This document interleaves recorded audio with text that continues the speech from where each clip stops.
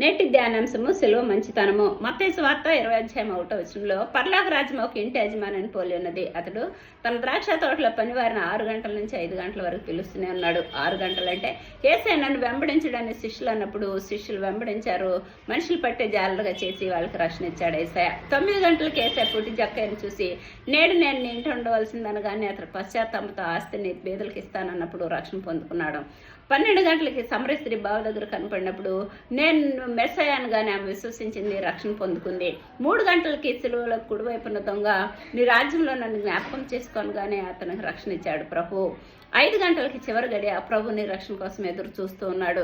కాలం సమీపించినది, ఇది ప్రభు త్వరగా రాని అన్నాడు. రెండో రాకలో నువ్వు ఎత్తబడకపోతే అంత్యదినమున తీర్పులకు వెళ్తాయి. నీ క్రియలు నీ మీద సాక్ష్యంగా పలుకుతాయి. నువ్వు నరకంలోకి వెళ్తావు. ప్రభు సిలువలో నీ కోసమే మరణించాడు. ఇదే రక్షణ దినము, నేడే రక్షణ అని నమ్ము, లేకపోతే నరకానికి వెళ్తాయి. నీ